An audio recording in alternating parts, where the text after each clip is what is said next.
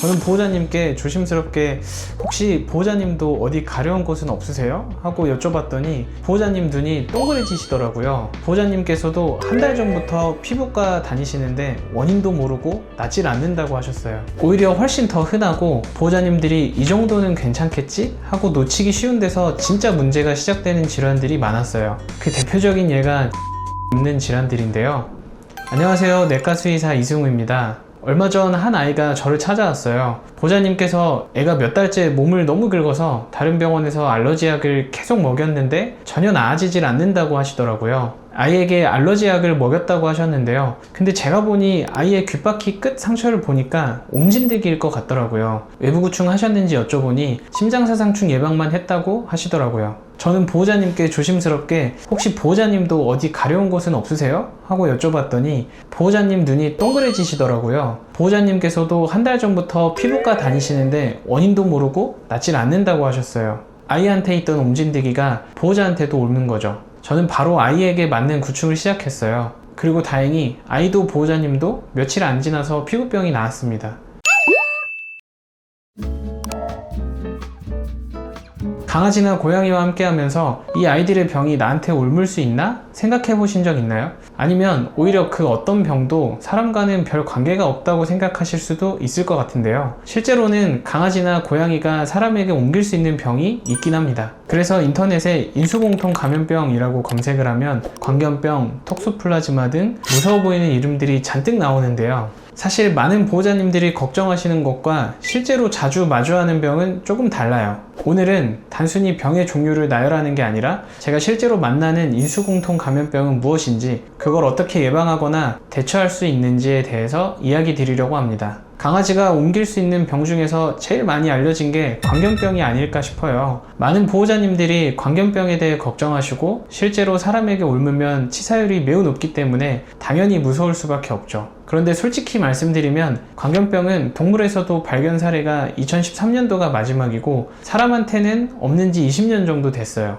그래서 집에서 키우는 아이들에게는 없다고 생각하셔도 됩니다. 일상에서 쉽게 감염되진 않고 감염이 된다면 떠돌이 강아지나 고양이, 너구리를 통해 감염되는 경우가 대부분이라 야생에 가까운 애들은 조심하는 게 좋습니다. 그 외에는 최근에 뉴스가 렙토스피라와 브루셀라가 인수공통 감염병인데 나왔더라고요. 둘 다 흔한 병은 아니었는데 특히 브루셀라가 대규모 감염이라 우려하시는 분들이 많을 것 같아서 잠시 언급드리자면 감염 확률이 그렇게 높다고 생각하지는 않습니다. 이유는 브루셀라는 밀접한 접촉이 있어야 다른 강아지에게 전파가 되는데 새로 분양받은 보호자님들은 걱정되기는 하지만 원래 키우고 있던 우리 아이들한테까지는 감염되기는 어려울 것으로 생각됩니다. 오히려 훨씬 더 흔하고 보호자님들이 이 정도는 괜찮겠지? 하고 놓치기 쉬운 데서 진짜 문제가 시작되는 질환들이 많았어요. 그 대표적인 예가 진드기로 옮기는 병인데요. 보호자님들은 보통 강아지한테서 사람에게로 직접 옮는 병을 떠올리시지만 실제로 더 걱정되는 시나리오는 그 진드기가 강아지에게 붙어서 사람에게도 붙는 경로예요. 강아지에서 사람으로 바로 병이 옮는다기보다는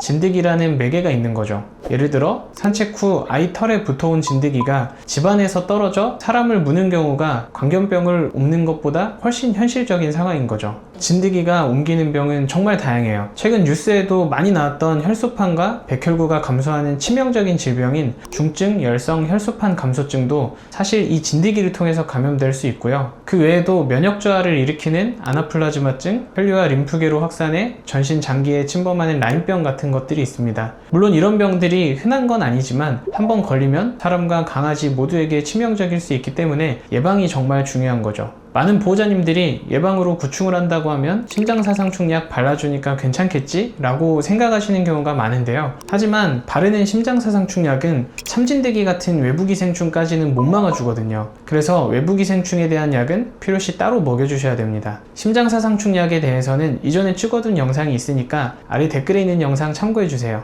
외부구충약은 진드기를 막아주는 약은 아니에요. 진드기가 강아지를 물고 수시간 내에 진드기가 가진 균이 물린 상처로 전염될 수 있는데 물린 다음에 전염이 되기 전 진드기를 죽이는 역할을 하는 약입니다. 그래서 외부구충약은 기피제가 아니라 이미 진드기가 붙었을 때 대처를 해줄 수 있는 약이라는 거 추가로 알아두시면 좋을 것 같아요. 그리고 고양이 같은 경우 흔한 질병은 피부사상균증이 있어요. 링웜이라고도 하는데 링웜을 가지고 있는 고양이가 꽤 많긴 해요.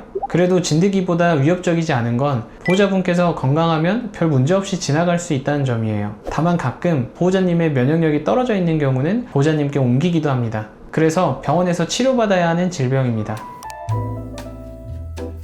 그렇다면 보호자님들이 인수공통 감염병을 막기 위해 할 수 있는 것들을 알려드릴게요. 첫째, 외부구충 범위를 꼭 확인해주세요. 지금 쓰고 있는 약이 심장사상충만 예방하는지 참진드기까지 막아주는지 정확히 아는 것이 중요합니다. 잘 모르시겠다면 병원에 약을 가져와 문의하는 것도 좋아요. 둘째는 기본적인 위생관리예요. 산책 후에는 발을 꼭 닦아주시고 풀밭에서 산책을 했다면 진드기가 묻어오진 않는지 꼼꼼히 확인해 주셔야 됩니다. 배설물은 직접 만지지 않도록 조심하고 날 것은 주지 않는 게 좋습니다. 특히 임산부께서는 고양이 화장실을 직접 치우지 않는 게 좋습니다. 셋째, 혹시 라는 생각이 들 때 주저하지 마세요. 아이에게 원인 모를 피부병 같은 증상이 계속되고 보호자님도 비슷한 시기에 아프기 시작했다면 이건 정말 중요한 신호일 수 있습니다. 만약 제가 보호자분께서도 함께 아픈 걸 모른다면 필요한 검사를 다 해보고 진단이 나오고 나서야 이건 보호자님께 옮을 수 있습니다, 이건 괜찮습니다 하고 확실히 말씀드릴 수 있을 것 같아요. 인수공통감염병, 막연히 줄여야만 할 병은 아니에요. 우리가 어떻게 대처하는지에 따라 충분히 예방하고 관리할 수 있는 문제라고 생각합니다. 아이들을 건강하게 키우는 데 필요한 이야기들을 매주 전해드리고 있으니 다음 주에 또 만나요. 안녕.